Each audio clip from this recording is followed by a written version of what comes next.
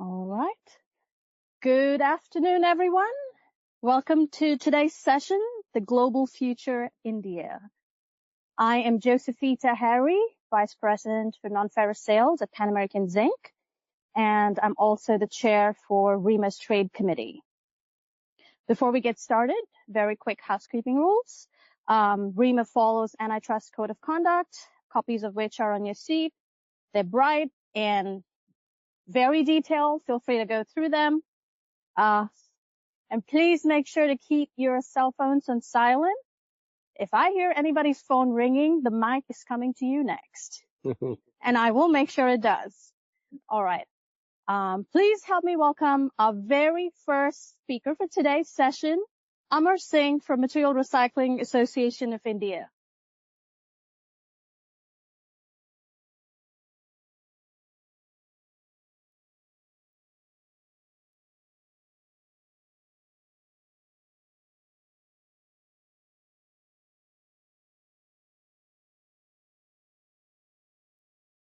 Good afternoon, everyone. Namaskar. I would like to thank the leadership of ReMA. See how beautiful they have considered the topic, the global future India. As you all are aware, there was a golden bird era of India. India was one of the best places to be 2 centuries, 3 centuries back. But due to many factors, we came behind. Now we have again got a very, very prominent leadership of Sri Narendra Modi. And under his leadership, our country is growing. And we are very, very confident that India's golden bird era will return. I want my PPT.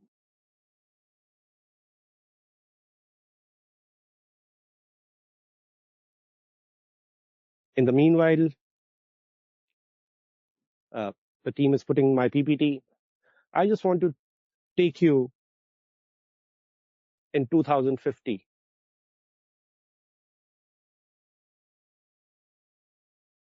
A 6-year-old boy walking around the ghats of Varanasi. The grandfather with whom that boy is walking around is very overwhelmed. The boy asked, "What is the reason why you are so happy?" He said, in early 2000s, this river was considered as one of the dirtiest river. Now, this river is the cleanest river in this world. All the floras and faunas, very beautiful dolphins, crystal clear water, having the highest oxygen percentage, is flowing and making that gentleman very happy. But what was the reason? In 2050, the water became so clean. In early 2000, it was not that clean. What was the reason?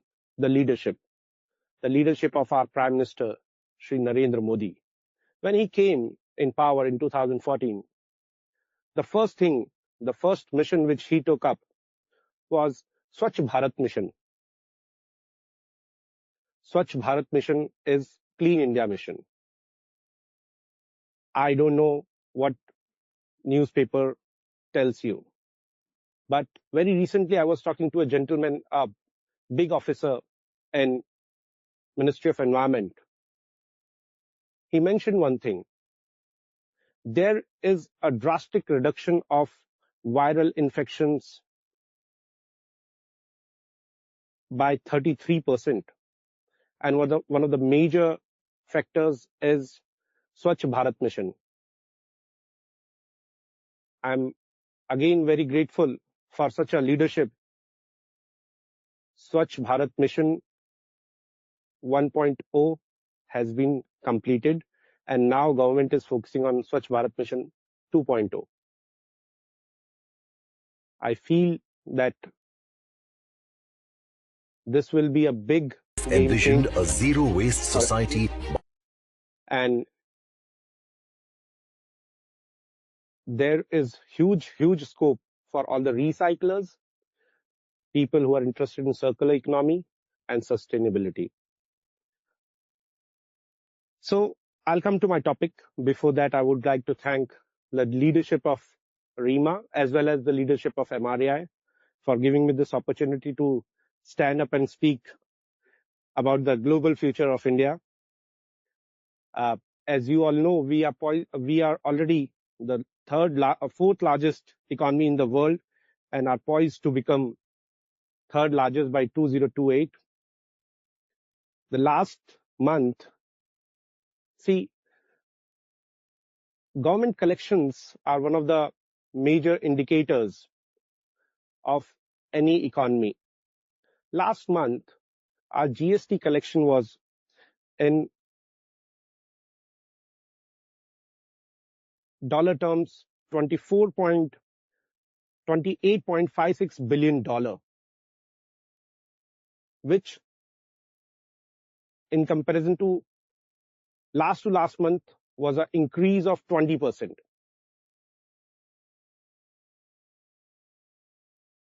Many of the world leaders are saying next 2 decades belongs to India. Why? What is the reason? There are various reasons. We will take it up ahead. India is evolving into a global recycling hub, advanced infrastructure, innovation ecosystems.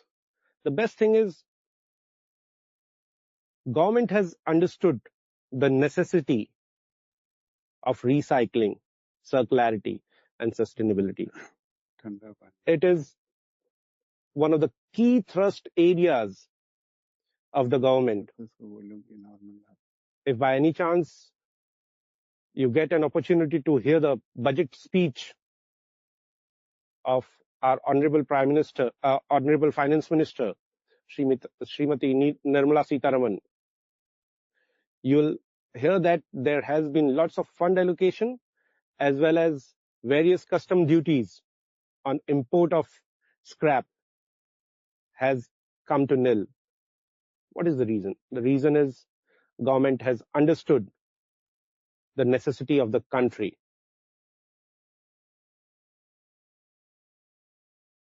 I was going through a report of E&Y, one of the leading consulting firms in the country. They have mentioned that Indian recycling industry has a potential of 2 trillion in investments and create 10 million jobs by 2047, which is considered as Amrit Kal of the Indian independence. There are various other prospects which gives us a very promising numbers that India will grow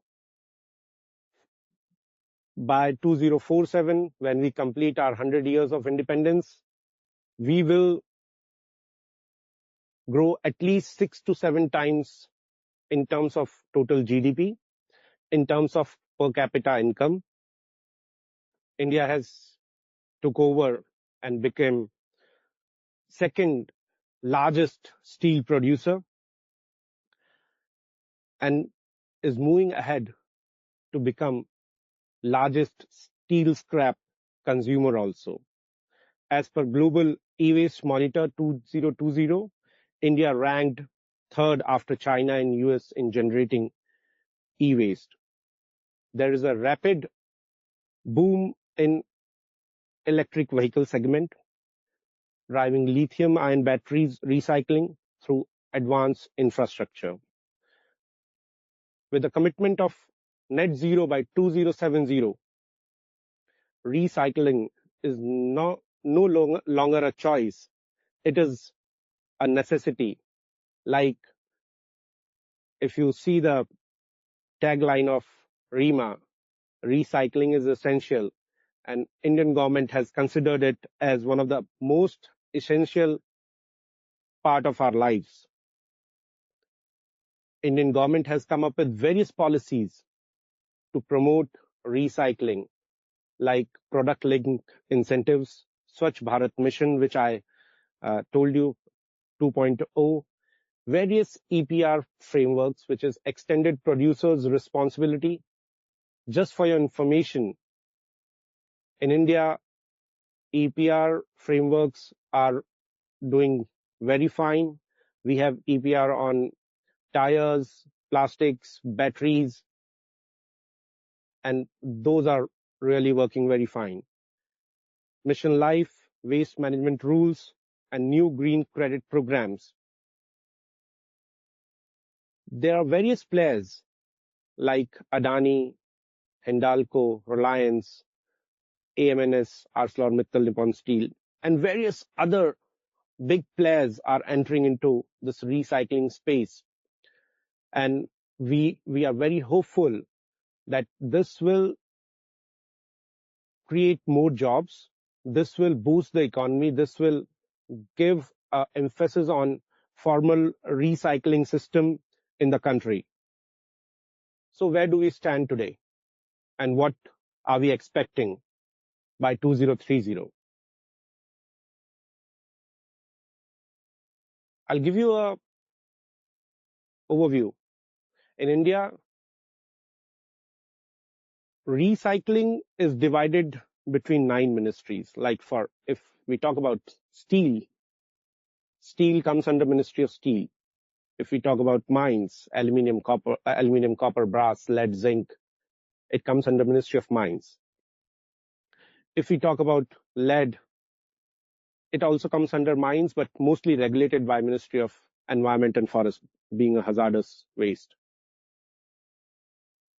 Government is focusing on all the angles. They are formulating good rules and regulations for proper implementation of the recycling in the country, as well as government is focusing on the raw material security. Government is focusing on public awareness. So this is the journey ahead. There are various policies like steel scrap policy, your non-ferrous metals recycling framework, draft e-waste rules, BIS standards on zinc scrap, battery waste management rules.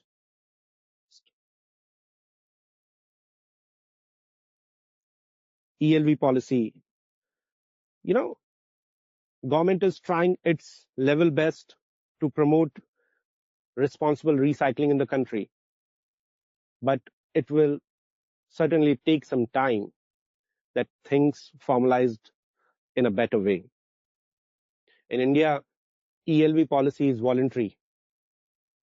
We have urged the government to make it mandatory that all the end-of-life vehicles will only go to the facilities which are registered with the government. Likewise, there are various EPRs on tires, BIS on reclaimed rubbers. Niti Aayog is the Planning Commission of India, and they are making various policies on all kind of commodities which we deal in, e-waste and plastic scrap. Next.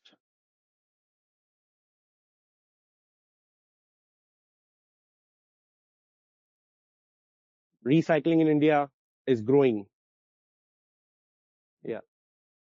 And the steel industry, we feel that by 2030, there will be a capacity of 230 million metric ton, stainless steel of 20 million metric ton, aluminium of 10 million metric ton, copper, the numbers are a little wrong. In 2019, it was 1 million. In 2024, it is around 1.2, 1.3 million. and by 2030 we are expecting around 2.5 million, and zinc by 0.75 million metric ton. What is the reason? The reason is infrastructural development. The reason is various kind of policies which are coming and increasing the demand for scrap. I have been asked to focus on the ferrous recycling industry. I was talking to a gentleman attending a webinar. It was informed that now the India's total steel production is around 155 million metric ton. And this is going to increase. And this is going to increase in very good number. We have a vision of 500 million metric ton by 2047. And scrap will contribute around 50%. See where we are going. Scrap contribution to the steel industry or any metals industry will play a major role because we are committed for net zero by 2070. In 2023, imports in India for metal scrap was around 10 million metric tons, which reduced last year. It came around 8.5 million metric ton. The reason of decline was domestic scrap availability has increased a lot, and also the sponge iron availability at lower prices in the country. That is why the numbers were decreased a bit. Next. You can see in this picture that scrap consumption is increasing. In 2023, it was 30.6 million metric ton. Now we are at 34.2 million metric ton. Next. In 2025, we remain to be importing around 7.5 million metric ton. These are a little underestimated number, but we are very hopeful that our imports will surge because the infrastructure demand is too high. Next. India's GDP is growing at a rate of 6.5 or 7% year on year. And in the same way, we feel that steel industry will also grow. The steel demand remains strong on investment in infra, construction, and manufacturing. If you can see the chart, by 2030, 33% will be in construction sector, 29% will be in infrastructure, 9% will be in engineering sector. As I have mentioned in my previous slides, that India's net zero commitment will be by 2070. We are world's first country which has come up with green steel taxonomy. What does it mean? We have heard about word green steel, but no other country than India has come up with the definitions. First time India has come up with the definition and has come up with a star rating. Can we go to the next slide? As per the green steel taxonomy, the average carbon dioxide production is around 2.6 to 2.8 kgs tons per ton of steel production. But government has, under the green taxonomy, they have considered if any furnace which is producing steel and emitting 1.6 tons of carbon, they will be considered as a 5-star rating company. 1.6 to 2.2 will be considered as 4-star. From 2.2 to 2.6 will be considered 3-star. And anything above 2.2 2 will not be given any kind of rating. Why this is happening? The government has emphasized all the mills to register yourself under their department for their carbon emissions and Green Star rating. The reason is government wants to publicize, wants to inform all the general public that, look, we are making green steel, and this should be the priority world over. Government is giving so much emphasis. They have come up with a draft policy, Green Steel Public Procurement Policy, which is still a draft, but we are very hopeful. We had a word with the officers in Ministry of Steel. They said it is still a draft, but it will come very soon. And it will come very soon, and the most beneficial people will be us, the recycling industry. What opportunity does India have? Why I was saying the golden era, golden bird era will return. We have 65% of India is below the age of 35. Young and adaptive workforce, skilled jobs, innovation in recycling, new startups, various new startups are coming. Various companies in the recycling sector are being listed on stock exchanges. There are few officials from one of the listed companies which have grown like 200 times, 300 times in last 3 years in the recycling field. And we are poised to increase more. Our volumes are increasing, our turnovers are increasing. Scrap consumption is increasing drastically. Scrap imports is increasing. If I leave steel aside, we have ample of steel available in India. Around 80-85% of our needs are being made up by domestic procurement. But in case of non-ferrous, our reliability on imports is huge. There is immense opportunity in carbon credits, immense opportunity with various FTA countries. We have ample of green industrial corridors to come up with the recycling industry's need. But we have certain challenges. First is raw material security. As I told you in my past slide, that we have low availability of scrap in the country. Ferrous is okay, but various kind of non-ferrous scraps, we rely on imports. There are various growth barriers like policy, finance, technology gaps. Our government is working on policies. Our government is working on finances. We, along with our sister associations in India, we are working with various academia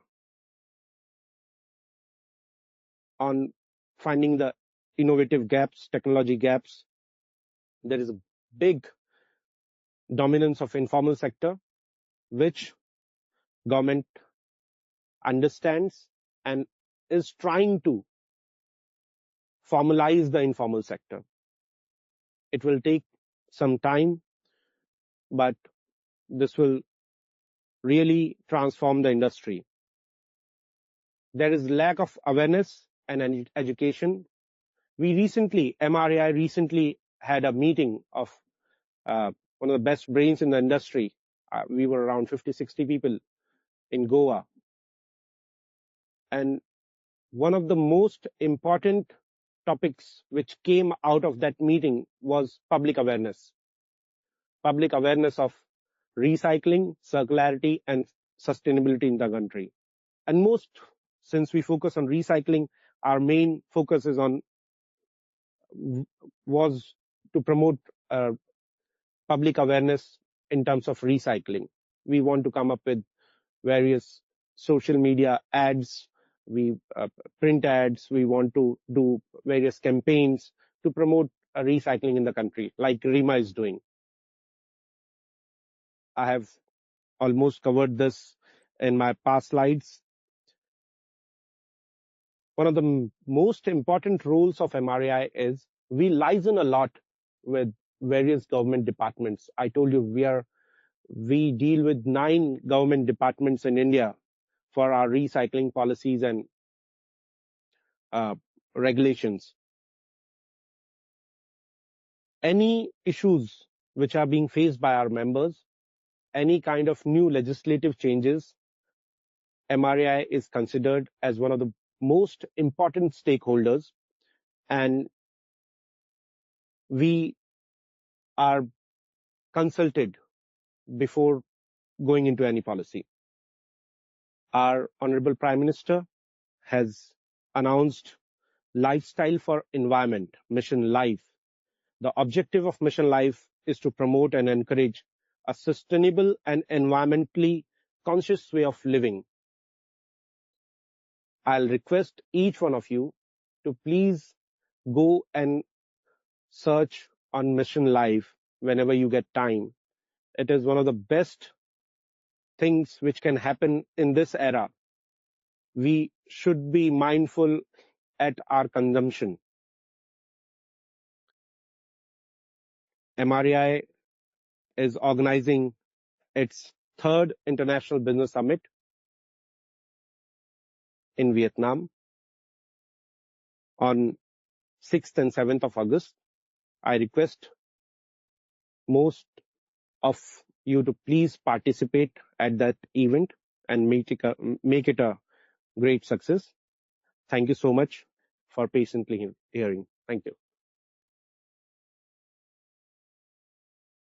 Thank you, Amar. In addition to thanking Amar for the presentation, I wanted to share a very quick story. It's actually Robin's story. I don't know if I'm going to, share it the same way as you would, but I'll share my version of it. So earlier this year, MRAI business conference was in India, in Rajasthan, Jaipur, and Jaipur is a city of colors, very vibrant, just like these scarves. So when Robin was there, she saw these scarves, she really loved it. She looked at it and she's like, wow, look at these colors, same as ReMA colors. Fell in love with it, brought back here whatever she could bring back. And then she realized it wasn't enough. So she called Amar Singh and said, I really love the scarves. They have the ReMA colors. Could you maybe send about, a few scarves back here? And so Amar asked, how many do you want? She said about 40 to 50 should be plenty. And as we arrive in San Diego, the scarves arrived too. To Robin's surprise, it was not 40 or 50. It was not even 100. It was 500 of them. And it was not only a scarf with colors of ReMA. What Robin told us in the opening board meeting on Saturday was that this is a symbol of friendship. And it is so amazing to see all of you here wear it. I will let Robin say a few words if you'd like. Thank you so much. Yeah. Yeah. Was a lot of surprise. I just wanted some scarves for that. Yeah. So when it came, I was overwhelmed by the numbers. And actually what you said to me was just so sweet and so wonderful. You said that you supported ReMA and wanted to do something to show your friendship to ReMA. And so part of our friendship back to you, we distributed to, since I had so many extra, I distributed them to our board of directors. That's great. Board meeting on Saturday. Thank you. Thank you so much. Thank you so much. Thank you. Thank you. Thank you, Robin. Since this is a very rare occasion that we have everybody here in a room with these beautiful scarves and a sign of friendship, when the session ends, if you could all come up and stand here and we can take a group picture, that would be a very memorable one post-session. So I request you all to stay back. Moving on to our next speaker of the session is is India's largest metal recycling company. And we have on stage here Mr. Mohan Agarwal, Managing Director of CMR Green Technologies. Could we all give him a very big ReMA warm welcome?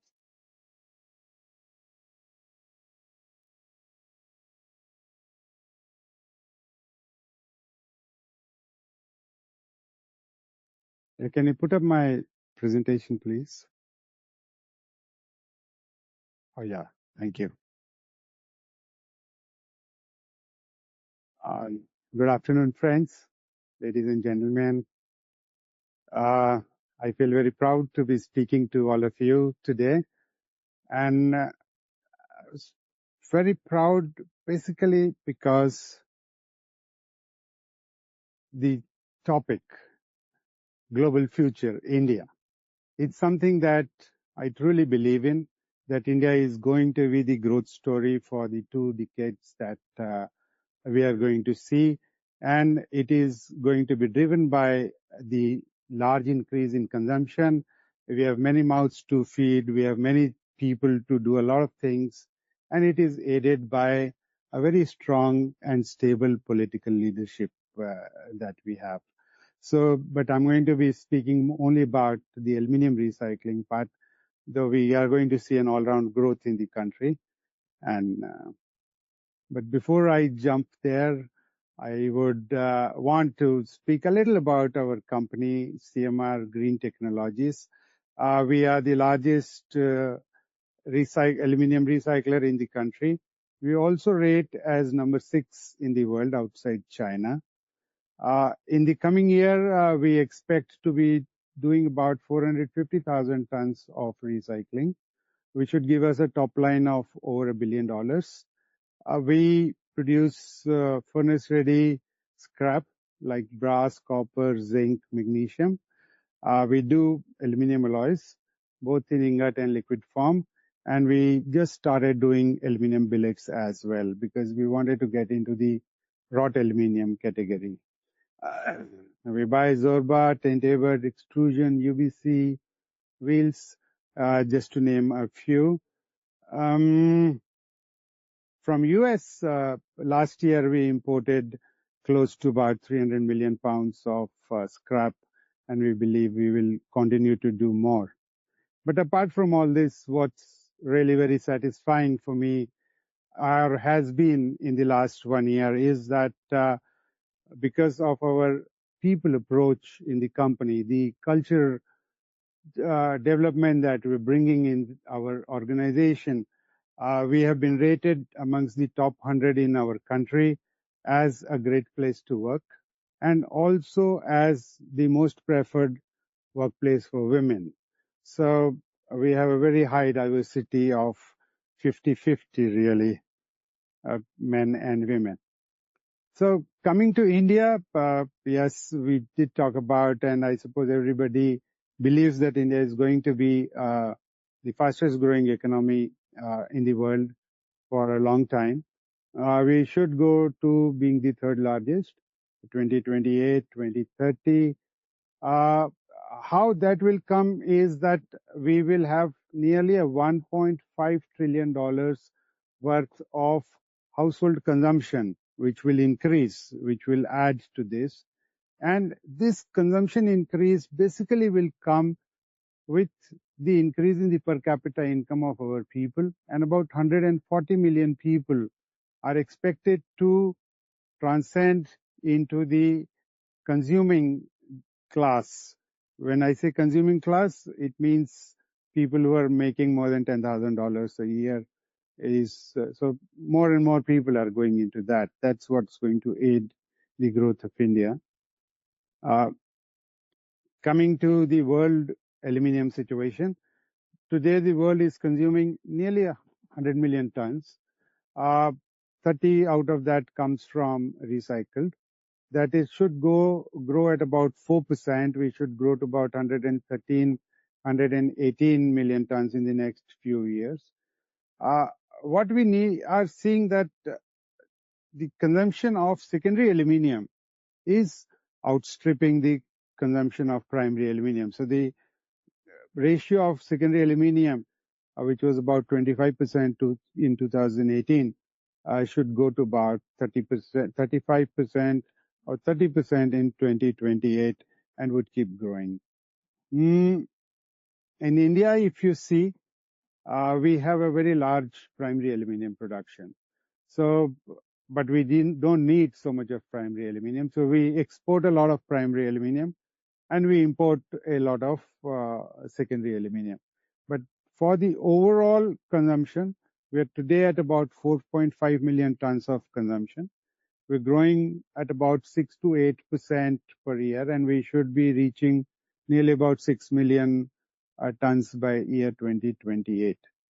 This growth of consumption is mainly driven by three main sectors. Auto, there is a 8 to 10% constant growth in the auto. Then, because of the evolving carbon emission and regulations, there is a need for lightweighting the vehicles, which is adding to more consumption of aluminium. And the trend is shifting from small cars to the premium segment cars, so which also consume more aluminium. Energy sector is another big area. We are a large country. We still need to do a lot of electrification. So there is a constant growth of electrification. Plus, we are going to double our renewable energy to about 205 gigawatts over the coming 5-7 years. So that is what is going to increase the consumption of aluminium. Building and construction, obviously, there's a lot more construction which is happening and a lot more infrastructure spend by the government, which is aiding the consumption of aluminium. If we look at the overall global scenario of scrap now, so there's about 12 million tons of scrap which is being traded around the world. China, along with Hong Kong, even though China, there are a lot of restrictions which have been put up, but then there are those satellite processing yards which have come in. So China, along with Hong Kong, continue to be the largest importer of aluminium scrap in the world with about 2.3 million.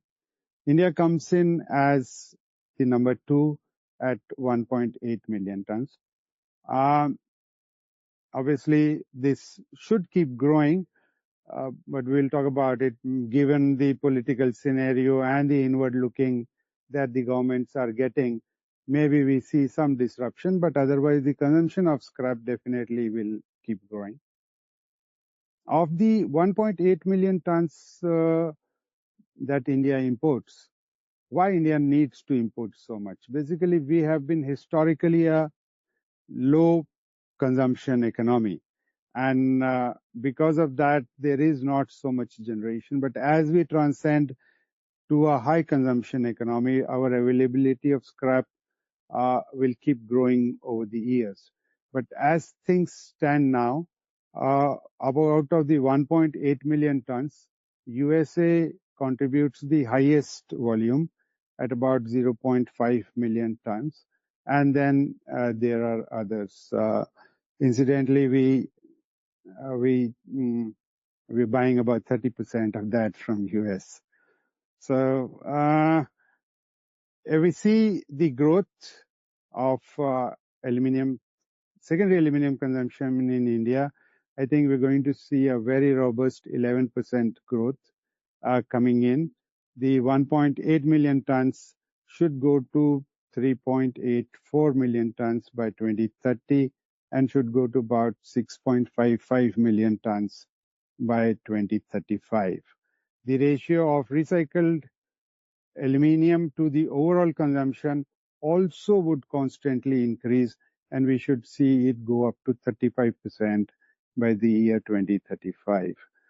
So that will help us to save a lot of carbon emission, 127 million tons at that point of time.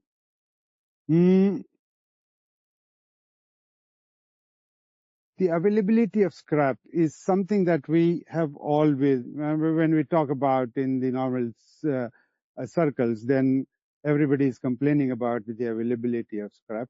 But scrap will continue to grow at about 4% world over. We will have more and more scrap. At this moment of time, about 40 million tons of scrap. By year 2028, we would see about 40 million tons of scrap being generated. The biggest scrap will come from the automotive sector because of the drive of governments across the world for end-of-life vehicle recycling. They will contribute the biggest. Then Zorba would continue to be the single biggest item of scrap. This is finally, it's pretty small presentation. Finally, challenges or opportunities and challenges is what we should call. CBAM is supposed to be implemented by EU in 2026. It can be an opportunity because we are recyclers, so we produce low carbon material. So it can be an opportunity. It is a challenge because recently Indian government has threatened EU that if they impose CBAM, then the in vogue nowadays retaliatory tariffs is what India is also going to do.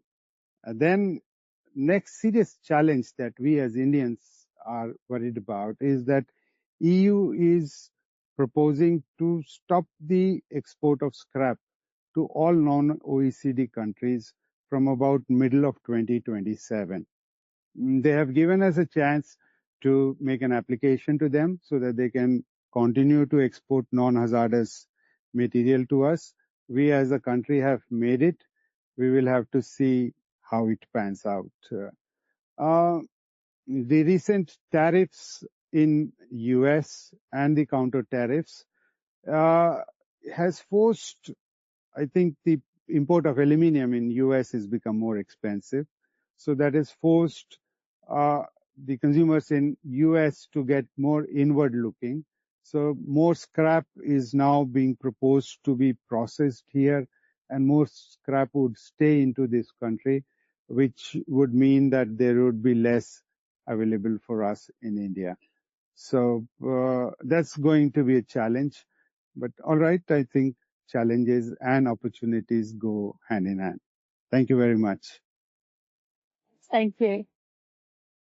As we've heard in all the presentations today, even if you didn't pay attention to any numbers, it's more opportunities. The growth is higher and higher in the next few years, and 2030 and 2070 doesn't seem so far away. I was born and raised in India, and I grew up in South India. In South India, it's very similar to, like, I live in North Carolina now, which is considered kind of South. In South, the culture is, you call each other sir and ma'am, and that's very normal. And seeing the growth of, India is going to be the global future for recycled materials in one way or form. And many of us here are going to be doing business or already doing this, or will be doing business. It's nice to embrace a little bit of the culture. So in the North, how in the South we say hi sir and hi ma'am. In the North, we always say hello G, like the letter G, but spelled J-I. So when we say thank you, as a sign of respect, we always say thank you G or thank you Mohan G. So just to give him an extra thank you. Thank you Mohan.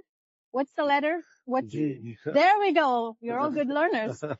Now let's welcome our next speaker, Mr. Ved Prakash. G. There we go. From Gemini Corporation to give us our next update. Thank you. Steve Jobs once said that a great presentation or a good presentation is about figures, statistics, and a lot of facts. But a great presentation is about vision and a storytelling. Mohan ji, Amar Singh ji, thank you very much for sharing your vision and a great story about India. A little introduction about us. I come from Gemini Corporation, Belgium headquartered company, with a strong presence here in US in the name of Sigma Recycling. We handle around 2 million tons of ferrous, non-ferrous plastics, paper and rubber product. Good afternoon, ladies and gentlemen. I too am going to share my vision through the lens of stainless steel scrap about the growth of India when India is going to enter its 100th year of independence. So what India is going to be, a lot has already been said, so I'll try to keep it as short as possible. The way Indian economy is growing for the last 2 decades, India is going to be around $20 to $30 trillion economy in next 20 years. Indian stock market is going to be 10 times more than what it is today. India's per capita consumption is going to reach, per capita income is going to reach between $10,000 to $15,000. India is going to be second in railway. India is going to be third in automobile. India is going to be fifth in aerospace. And India's steel production is going to reach $500 million tons. Sorry. So what about stainless steel? 20 years ago, the world was producing around 25 million tons of stainless steel. And at that time, the size of global GDP was $40 trillion. Today, the size of global GDP is $110 trillion, and we are producing 60 million tons of stainless steel. In 20 years from now, the global GDP is going to be $210 trillion, and we are going to produce around 140 million tons of stainless steel. And why I am talking about GDP? Because this stainless steel is the only metal which grows in tandem with the growth of GDP. That means 20 years ago, India's GDP was $700 billion, and we were producing 1.5 million tons of stainless steel. Today's India's GDP is close to $5 trillion. We are producing around 7 million tons of stainless steel. 20 years from now, if India would continue to grow even at the rate of 6%, not even 8%, even at the 6%, there's a possibility that India might reach between 25 to 30 million tons of stainless steel. Why I can say so that with so much of confidence? Because annual compound growth in stainless steel in comparison to other metals is faster than any other material so far. Which means India, which is by the way the largest population, and also has the lowest per capita consumption in stainless steel. So world per capita consumption is around 6 kilos, and India is around 3 kilos, 3.5 kilos. But 20 years from now, India is supposed to reach its consumption by almost 4 times. That means India is going to consume around 12 kilos per capita stainless steel. Stainless steel currently is primarily produced through stainless steel scrap, and nickel pig iron and ferroalloy is kind of supplementary inputs for stainless steel production. Historically, proportion of scrap used in making stainless steel for last 10 years has been around 76 to 77%. However, the recent flow shows that India's scrap imports, stainless steel scrap import, has come down by almost 10%, and NPI imports has increased by almost 100%. The utilization of NPI and ferroalloy in stainless steel production is going to rise significantly, but stainless steel scrap is going to remain by far the most preferred raw material.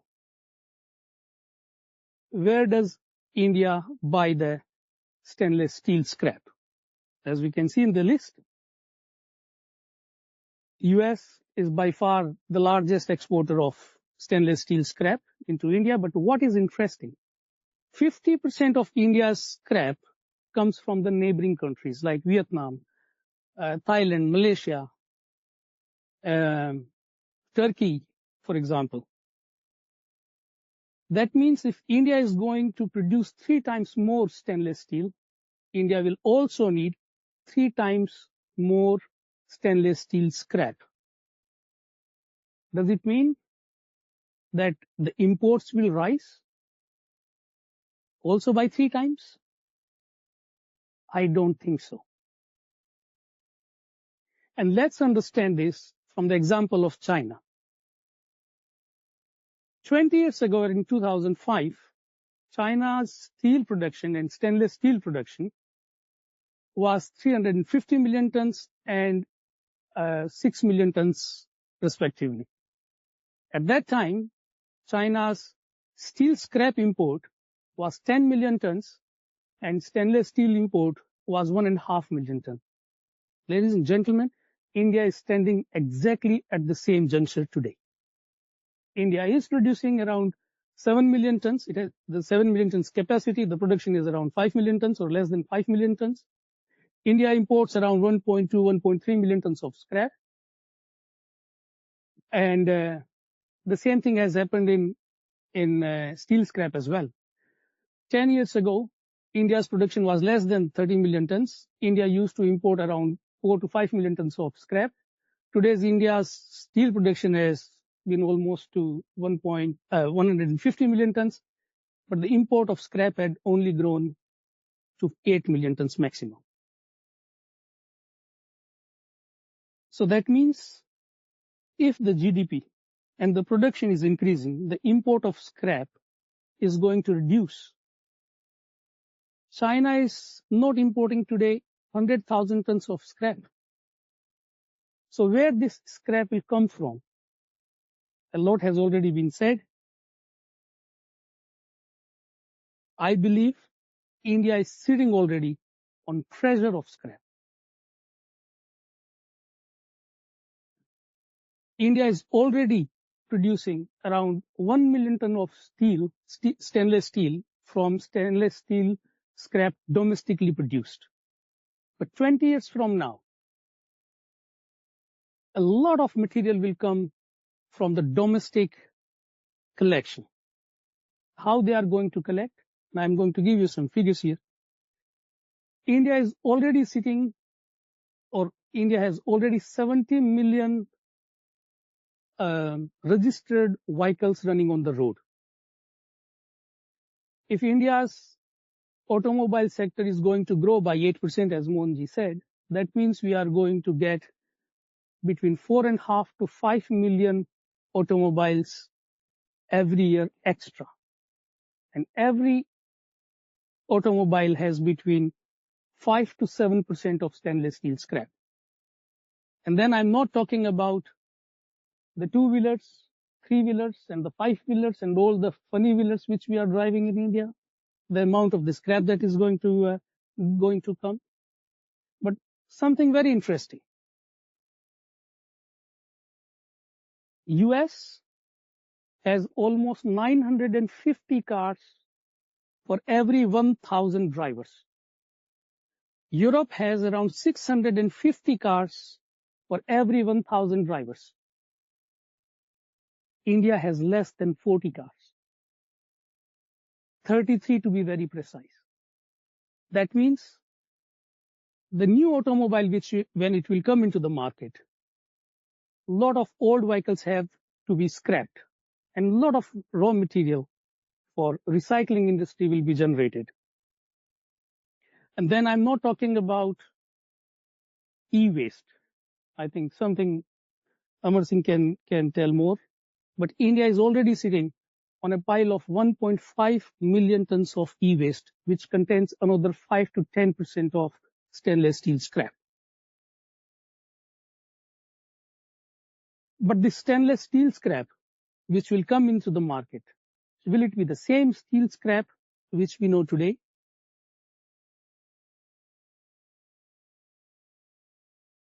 Do you know what this is? Can anyone make a guess? Looks like a horse carriage or a cart. This is the Porsche, first Porsche ever made, 140 years ago. Ladies and gentlemen, this was an electric vehicle. Around the turn of the century, Ford and GM needed only 6 kinds of metals to produce a car. Today we need more than 60 kinds of metals to produce a car. That means when this new era vehicles will come into the market for recycling, it's going to be a huge, how should I say it, a Pandora box, a lot of new kinds of material that will come in the market for recycling. What changes might come in whole recycling industry, and for that matter also into stainless steel recycling, are going to be the advanced alloys.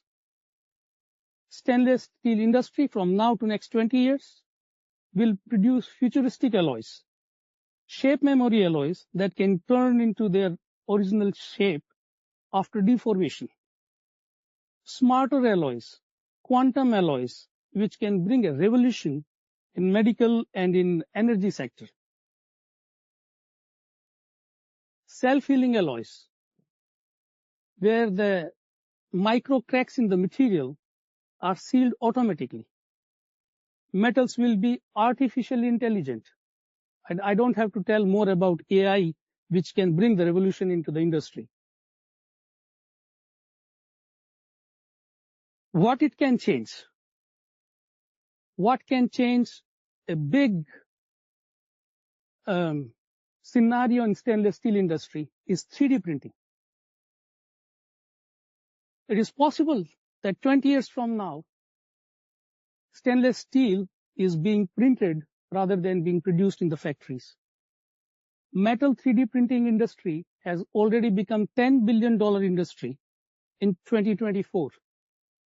And if I believe the report from McKinsey, next 20 years, this industry is going to be $100 billion industry. $100 billion in 3D printing. A lot of gold jewelry in India is already being produced through 3D technology. That means you make a design of your choice of necklace for your wife or for your girlfriend. You go to a jeweler. In 3 days of time, he'll copy your design and give you the same kind of necklace. So if that can happen in gold and jewelry industry, it can also happen very fast in stainless steel industry as well. Stainless steel will be massively used in advanced batteries, in hydrogen storage systems, which are going to be very critical for renewable energy.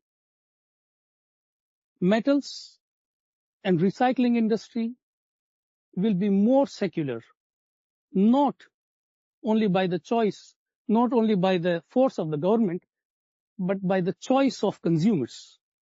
That means some of the material needs to be recycled in a way that we have never even thought today. For example, a lot of material will be recycled chemically rather than mechanically. That means it produces a great opportunity for circular industry. If India does not go off the track and it keeps the same pace of growth, circular economy alone generates a possibility of $625 billion additional to its economy. Ladies and gentlemen, this is the best time to be an Indian. it is best time to be in India, and it is best time to invest into India. Thank you very much for your listening. Thank you to all of you for your valuable information, insights, and I have to say hope in sharing with us what India is today, where it was 20 years ago, and where it's headed. Even if you're not a math person, you didn't pay attention to any numbers, I think we can all agree India is leading in the global future for recycled materials. Having said that, we have 3 titans of the industry sitting on the stage here. Does anyone in the audience have any questions to ask them? Yes, sir. So there is a planning commission of India called Niti Aayog. Okay. MRAI since inception, I'm telling since 2013 when I have joined MRAI. Since then, it is one of our main primary objective, and we have been constantly in touch with government. But making a separate ministry for the government, it is a little tough task. But they are considering it, and we are very hopeful that in next few years there may be a chance that we see a separate ministry for recycling and circularity. Thank you so much. Thank you. Thank you, Arno. Yes, sir. Can I answer this for you? Well, I actually touched upon this in my presentation. It is supported by having a stable government and a strong government is always good for any country. But the Indian growth story is to be driven by increase in consumption. Yes. So that is not going to change with any political situation. And the increase in per capita income and people moving into the consuming class, more and more people, 140 million over the next 5 years, that's not small. That's a lot. The India growth story, I think, is not dependent on a political situation. Yeah. Thank you. So over 15 years, we had a trade mission trip from ReMA, at that point ISRI, to India. And the question we asked ourselves was, is India the next China? How would you differentiate the development now that we see in India compared to China? And where do you see yourself? You mentioned it in all the statistics, where you find yourself in that role. I mean, obviously, you pointed out that you're growing the economy and everything else. You have other political developments. You have a proactive government. But where would you rank yourself? I know you already said you're ranking yourself third and going higher. But how do you differentiate the development in India from China? What I saw in China over the years was every time I went there, the infrastructure was created. I didn't see that 15 years ago, and I understand from conversations I've had with people here, you're quickly catching up on that. And obviously the infrastructure creation will need our metals and recyclable products. Thank you. Should I take it? Yeah. So talking about infrastructure, there is a city called Nagpur, and it is like 800 kilometers from Mumbai. 5 years down the line, it took us 24 hours to reach by a car till Nagpur. Now we have Samruddhi Mahamarg, which is a very gigantic national highway. It takes 8 hours from Mumbai to reach Nagpur. So a reduction of 16 hours. And this is not only happening in Maharashtra or one state of the country, it is happening in the various states of the country. So the government's main focus is on infrastructure. And like you said, at that time, China was growing its infrastructure. India's main emphasis is on infrastructure. I'll tell you, if I quote our last budget, around 12 lakh crores, $150 billion were allocated only for infrastructure projects. So and it was a 12%, 13% growth in comparison to last year. So we see a huge potential there. You want to take a... I just wanted to say, look, every country is different. So India is different, China is different. China grew at a particular place. There were circumstances which aided that, and China did a very good job. We must admit. India is unique country. We also would continue to grow, but we would grow at our own pace. Yeah. But we would, as we see the future, we would keep growing constantly, and that's what's, I suppose, is heartwarming. That yes, we should continue to grow.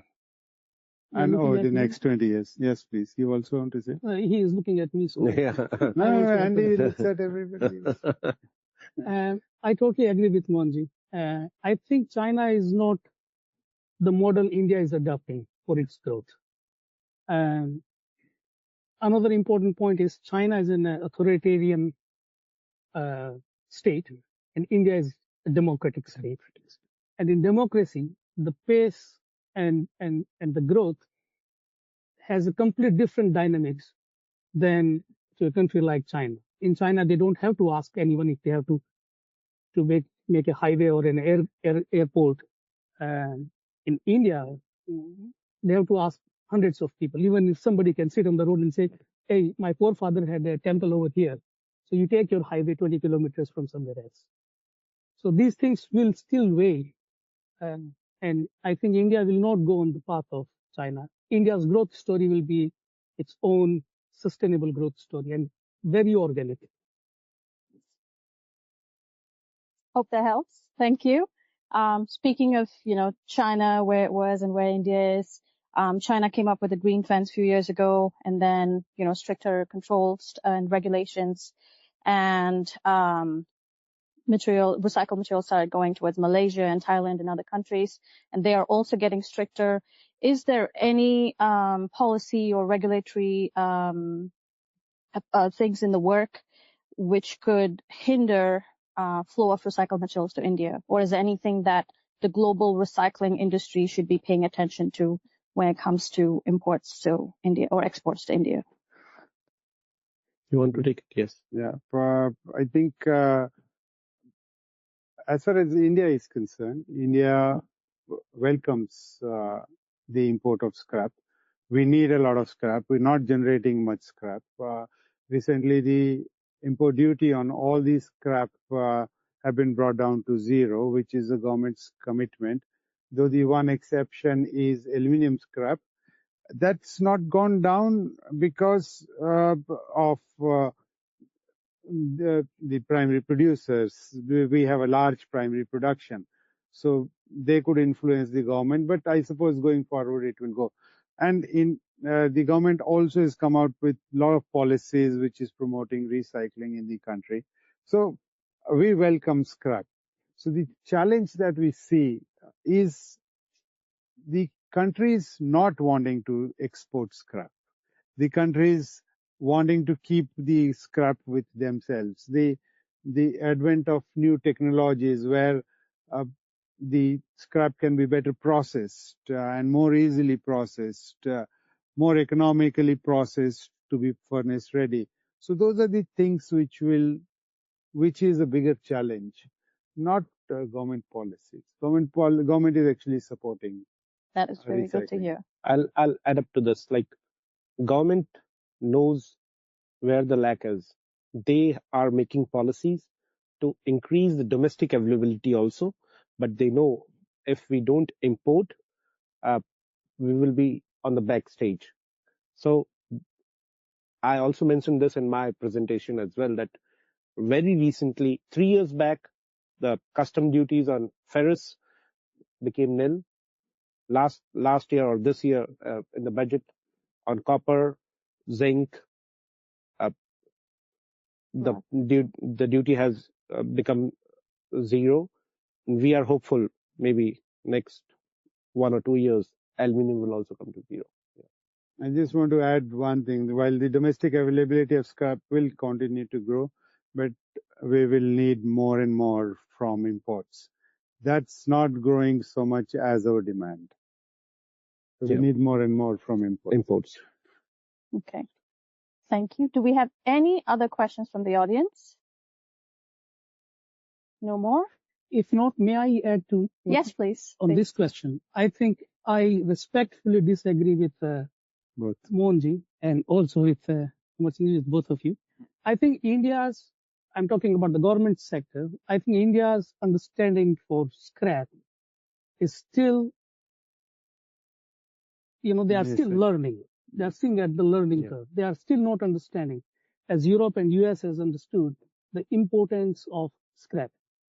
There are still lot of regulations. For example, in rubber industry, they are so tough to give the licenses to the industry. They are not actually understanding the possibility and the potential the scrap industry offers in terms of jobs, in terms of economical advantage. Just I read somewhere, MLP, the multi-layer plastics. If plastic scrap is allowed to be imported the way other countries are doing, it gives an opportunity of $10 billion per year.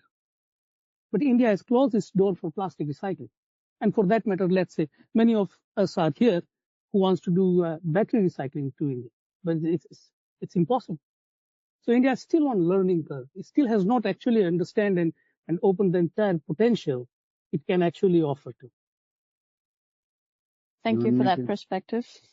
It looks like there's a... Well, no. I'm not getting into an argument with him. Yeah. But both could be right, No. There is a grasp around metals, and metals has already had that victory with rubber, plastics, and other commodities. They are yet to make their win. And for that, you have MRAI still advocating for in those fronts, right? In partnership with all the other organizations as well. Yes. So I was on a very small point that India is not the easiest place to work, but we are getting there. I mean, the business environment is getting easier. The government is aware and they're taking steps. So what you say, maybe you need to be a little more patient. You will see us get there. Yeah. Yeah. Oh, yeah, it is recycled material. I mean, we call it scrap, but we should call it a recycled material. Yeah. Recycled raw material. Yes. With that, I thank all the speakers, panelists, and the wonderful audience